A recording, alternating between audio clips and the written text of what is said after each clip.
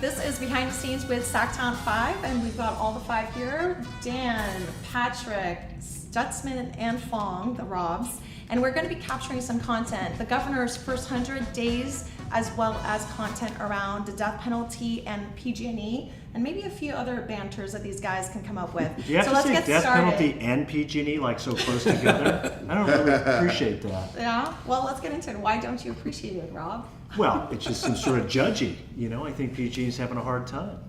So let's get right into that part, because it seems like last time we all got together, there wasn't anything coming out of the governor's office when it comes to PG&E, but recently in the news, he's been saying a few things. What do you guys feel about that? Is he doing his job when it comes to PG&E at this point?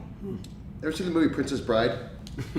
Mostly dead. Mostly dead. Not, Mad Max. We cannot afford to have PG&E die. Right. The state can't, because if PG&E dies, guess who else dies?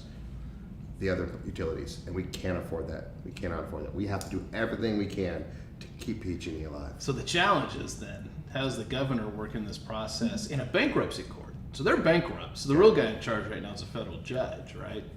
So how's the governor work in the context of trying to keep them only mostly dead, or keep them all somewhat alive, because we need them, without there being the appearance of a bailout? And that's going to be a real tough jujitsu, for all the electeds to pull off.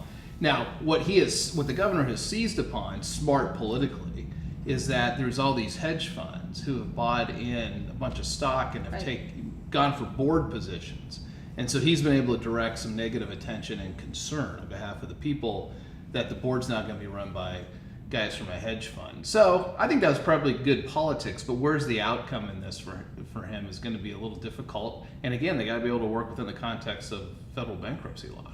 Yeah, and he's actually taking a big stance, actually publicly in the media, at least it seems like. When I say he, I'm referring to the governor, and his stance is that obviously he wants to make sure that people are not benefiting from this, and he's making that clear.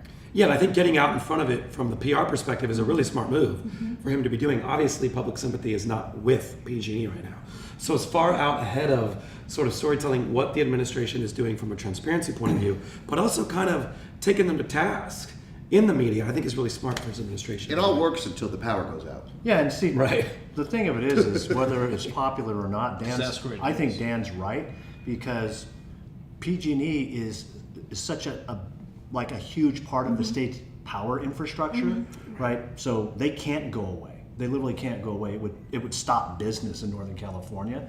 And the other thing that people are sort of losing in all of this is PG&E has been one of the leaders in trying to get to that kind of carbon reduction goal that the state has set for everyone. So there's a lot going on. That's just it. So you think of the renewable portfolio standard that all the utilities are under mandate now to meet. So everything that PG&E has invested in that goes to waste. And there's real debate. There's different opinions of people. If you ask experts, if PG&E goes away, will the state even be able to meet its climate change goals in the decade ahead? Right. It would seem it would seem unlikely, and if they could, it's a world that we can't really imagine what it's that all would look like. connected and beyond what the media is even sharing. It seems like if PG&E, now that I don't know if that's even possible, were to go down, there are a lot of pieces of the puzzle that would just fall apart. But at the same time, is that a good mentality to have? Again, the thing that's sort of right now lost in all of the PG&E centric discussion is whether you're a public utility or a private utility in this state, the inverse condemnation puzzle still exists. It didn't get addressed last session. It's still out there, and whether you're a public like SMUD or a private like Semper or anyone else in between, it's very, very worrisome because everyone's one fire away from this kind of fate. Right. And I worry about Sempra, I worry about Edison, and Edison for sure. Again, when you turn on the lights and they don't go on, that's when the public realizes we got trouble. Right. And they blame politicians that are in charge. Trust me, the governor has to own this on his own, and he will own it. And I think he's trying to relieve it, but he does not come out of this with the power not working in any good light. And he's now facing with something that's not as exciting, and it's not gonna, it's very controversial, and That's right. and I guess that's what the governor's job is at the end of the day, to govern. Well, yeah, you get to talk about all the things you want to do. We've seen a lot of that already with this governor. But at the end of the day, you really get judged by the stuff you have to deal with. Exactly. They don't want to deal with Yeah. because there's no one else to deal with it. It's part of the job. PG&E is kind of the first, flaming bag of whatever on his front doorstep that he's going to have to deal with. I heard the Senate's got working on some stuff with him. That's the rumor. And the Assembly's right behind him.